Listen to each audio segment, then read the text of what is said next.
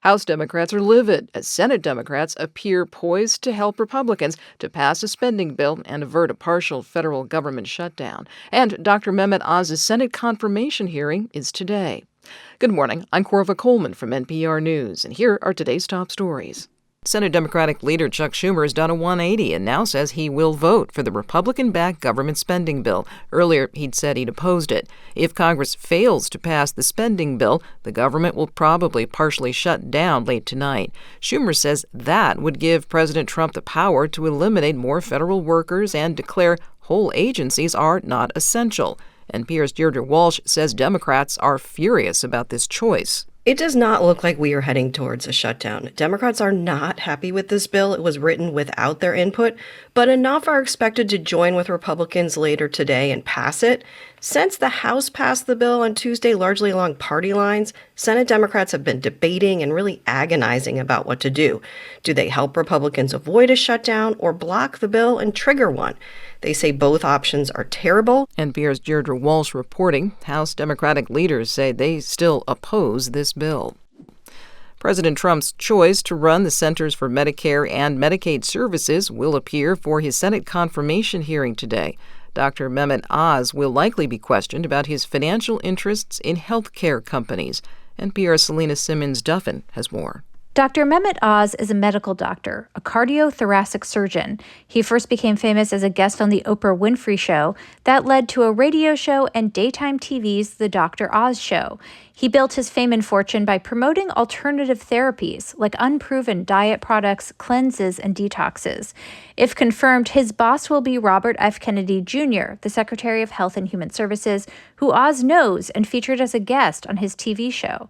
Oz appears before the Senate Finance Committee, and Democrats on the panel are expecting to challenge him on his financial ties to health companies and his plans for the future of Medicare and Medicaid. CMS has an enormous budget of $1.5 trillion per year and provides health coverage for nearly half the population. Selena Simmons-Duffin, NPR News, Washington. 2 federal judges have now ordered the Trump administration to rehire thousands of probationary federal workers that have been fired. Both judges found the administration told the workers they were being let go for poor performance.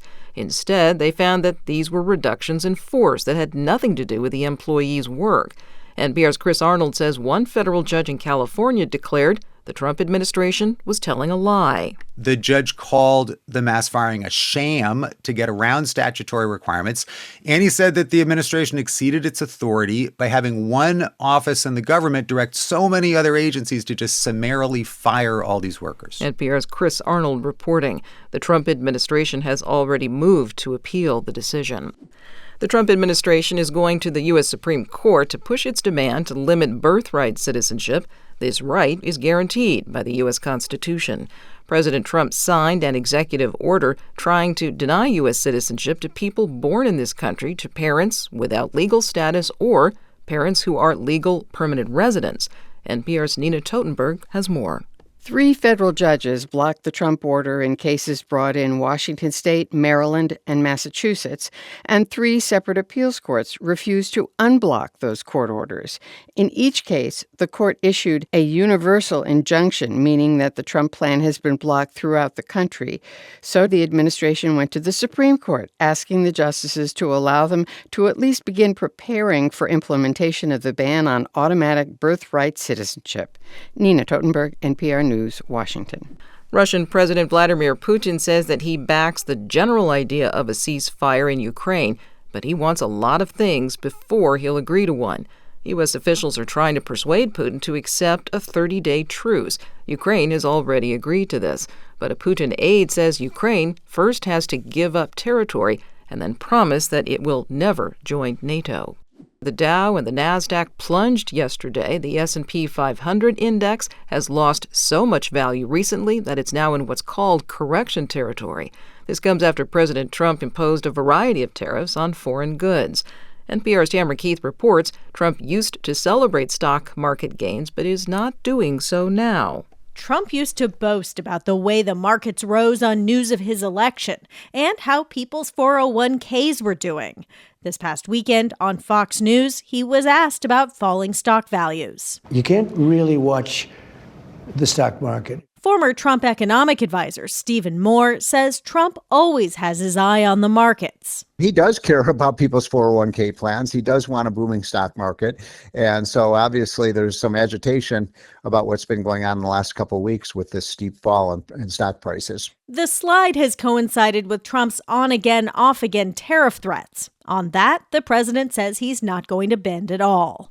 Tamara Keith, NPR News. The Federal Aviation Administration says an engine on a passenger plane caught fire yesterday in Denver. Airport officials say the plane was flying from Colorado Springs to Dallas when it diverted to Denver.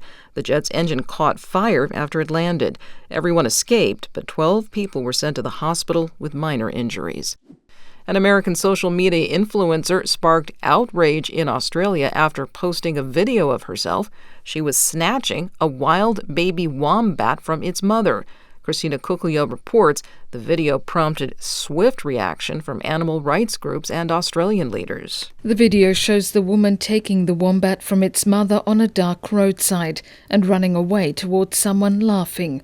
An online petition called for her to be deported. Officials confirmed that the woman known online as Sam Jones left Australia voluntarily as a review into a possible breach of her visa conditions was ongoing. Prime Minister Anthony Albanese condemned her actions. And, I suggest to this so-called influencer, maybe she might try some other Australian animals. Take a baby crocodile from its mother and see how you go there. Jones returned the baby marsupial moments after taking it, but it's unclear if it was reunited with its mother. She has since apologised. For NPR News, I'm Christina Cuclio in Melbourne, Australia. And I'm Corva Coleman, NPR News.